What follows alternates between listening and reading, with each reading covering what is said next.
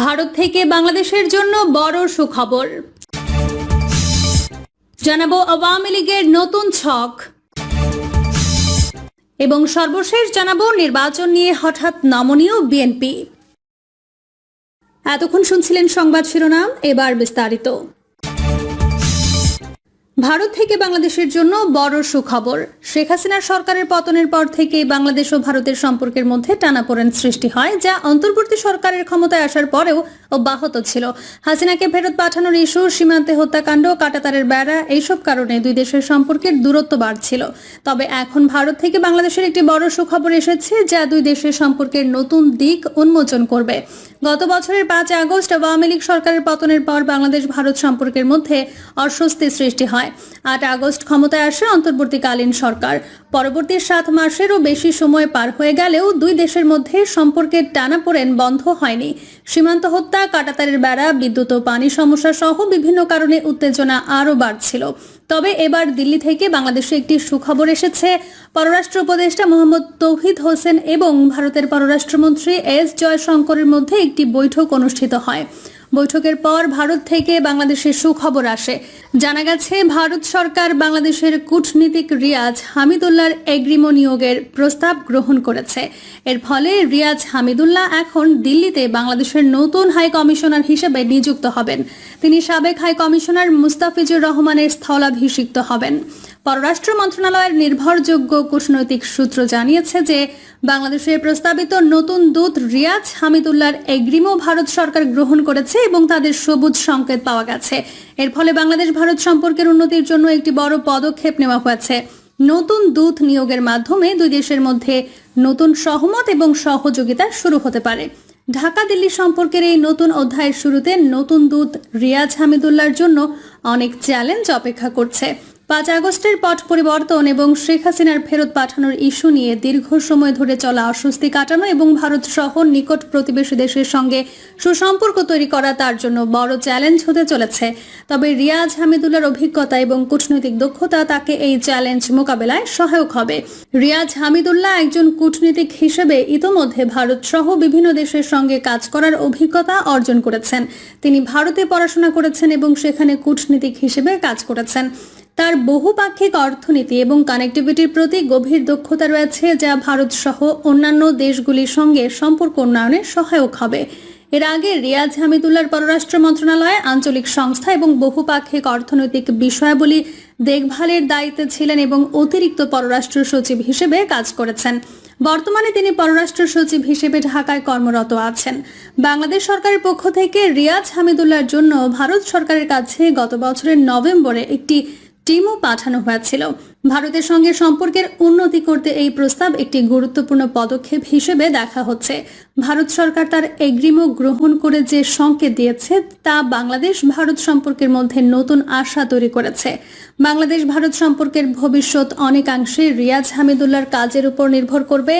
নতুন দূত হিসেবে তার নেতৃত্বের সম্পর্কের উন্নতির আশা করা হচ্ছে। দুই দেশের মধ্যে বহু অর্থনৈতিক, রাজনৈতিক এবং নিরাপত্তার সংক্রান্ত বিষয় রয়েছে, যেগুলি সুষ্ঠুভাবে সমাধান করা হলে দুই দেশের সম্পর্ক আরও মজবুত হতে পারে।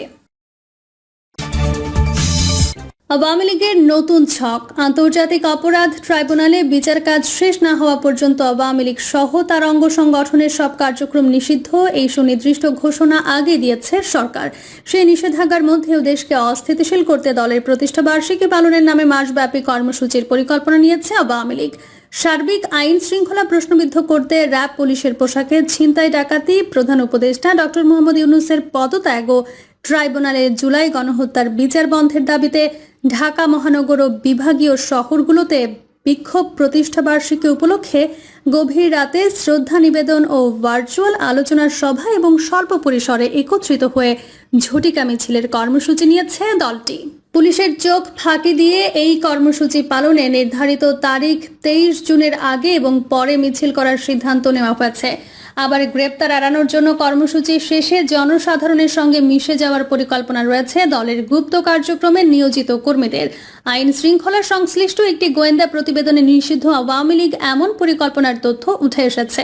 গোয়েন্দা তথ্য অনুযায়ী গত কয়েকদিনে রাজধানীর বিভিন্ন গুরুত্বপূর্ণ পয়েন্টে ককটেল বিস্ফোরণ, সড়কে ছিনতাই এবং ডাকাতির ঘটনা ঘটেছে। এর পেছনে আওয়ামী লীগের যোগসূত্রতা পাওয়া গেছে। এর মাধ্যমে মূলত তারা জনমনে আতঙ্ক সৃষ্টি করতে চাচ্ছে। তবে বিষয়গুলো নজরে নিয়ে মাঠে নেমেছেন গোয়েন্দারা। অতীতের মতো এবারও আওয়ামী লীগের পরিকল্পনা ব্যর্থ করে দেওয়ার ঘোষণা দিয়েছে আইন শৃঙ্খলা বাহিনী। গোয়েন্দা তথ্য অনুযায়ী নানা সংগঠন ও আন্দোলনের নামে আওয়ামী লীগ তৎপর হওয়ার চেষ্টা করছে। এক্ষেত্রে সরকারি বেসরকারি বিভাগে কর্মরত তাদের নেতাকর্মীদের কাজে লাগানো হচ্ছে। এছাড়া বিদেশে বসে জুম, হোয়াটসঅ্যাপ ও সামাজিক মাধ্যমে মিটিং করে নানা পরিকল্পনা করছেন আওয়ামী লীগের প্রধান শেখ হাসিনা সহ পলাতক নেতারা। তাদের প্রধান টার্গেট ডক্টর ইউনূসের নেতৃত্বাধীন সরকারকে ব্যর্থ করা। আগামী 23 জুন দলের প্রতিষ্ঠা বার্ষিকীকে সামনে রেখে বেশ কিছু প্রকাশ্য অপ্রকাশ্য কর্মসূচি হাতে নিয়েছে আওয়ামী লীগ। 16 জুলাই পর্যন্ত সময়কে তারা টার্গেট করেছে। এই সময় দেশকে অস্থিতিশীল করে তোলার চেষ্টা করবে রাজনীতির দৃশ্যপট থেকে আউট হয়ে যাওয়া দলটি। খোঁজ নিয়ে জানা গেছে, সরকারি চাকরিবিধি অধ্যাদেশ 2025 সংশোধনের নামে যে আন্দোলন চলছে, এর নেপথ্যে রয়েছে আওয়ামী লীগপন্থী কর্মকর্তা এবং কর্মচারীদের বড় একটি অংশ, যা গোয়েন্দা রিপোর্টে উঠে এসেছে। তারা দেশের প্রশাসনের প্রাণকেন্দ্র সচিবালয়কে উত্তপ্ত করে সব কাজ স্থবির করতে চায়। এজন্য ঈদের ছুটির আমেজ কাটতে না কাটতেই আবার আন্দোলনের সরব হয়ে উঠেছে সেই গোষ্ঠীটি। গোয়েন্দা সংশ্লিষ্ট একটি সূত্র বলছে, বর্তমান সরকারের আইন শৃঙ্খলা প্রশ্নবিদ্ধ করতে ছদ্মবেশে ছিনতাই ডাকাতি করে দলটির এক শ্রেণীর গুপ্ত জঙ্গি। আওয়ামী লীগের মাঠ পর্যায়ে নেতাকর্মীরা এখন রাজধানী ঢাকা সহ সন্নিহিত এলাকায় অবস্থান করছে। তারা উদ্বেগ আতঙ্ক সৃষ্টিতে প্রায় ছোট বড় ঘটনা তৈরি করে ওই স্থান থেকে চলে যায়। ফলে আইন শৃঙ্খলা বাহিনীকে পড়তে হয় প্রশ্নের মুখে। এ বিষয়ে ঢাকা মহানগর পুলিশের মিডিয়া বিভাগের উপপুলিশ কমিশনার মোহাম্মদ তালিবুর রহমান বলেন, আওয়ামী লীগ সহ এর অঙ্গ সংগঠনের কার্যক্রমের ওপর নিষেধাজ্ঞা দিয়েছে সরকার। তারা যে কোনো কর্মসূচি করলে তা অবৈধ। আর এই দলটির যে কোনো কর্মসূচির বিরুদ্ধে ডিএমপির সব ইউনিট তৎপর রয়েছে। ঝটিকা মিছিল বা যে কোনো কর্মসূচি করলে তাদের গ্রেপ্তার করা হবে। ইতিমধ্যে এই ধরনের কর্মসূচি কেন্দ্রিক গ্রেপ্তার অব্যাহত রয়েছে। নির্বাচন নিয়ে হঠাৎ নমনীয় বিএনপি। দ্রুততম সময়ের মধ্যে ত্রয়োদশ জাতীয় নির্বাচনের সময় নিয়ে দীর্ঘদিন ধরেই সরব ছিল বিএনপি। এক পর্যায়ে চলতি বছরের ডিসেম্বরে নির্বাচনের দাবিতে কঠোর অবস্থানে যায় দলটি। এ নিয়ে সরকারের সঙ্গে এক প্রকার দূরত্বও তৈরি হয় তাদের। তবে গত শুক্রবার লন্ডনে বিএনপির ভারপ্রাপ্ত সভাপতি তারেক রহমানের সঙ্গে অন্তর্বর্তী সরকারের প্রধান উপদেষ্টা ডক্টর মোহাম্মদ ইউনূসের বৈঠকের পর সম্পর্কের বরফ গলতে শুরু করে। ওই বৈঠকের পর যৌথ বিবৃতিতে জানানো হয়, সংস্কার ও বিচার প্রক্রিয়া এগুলো নির্বাচন ফেব্রুয়ারিতেও অনুষ্ঠিত হতে পারে।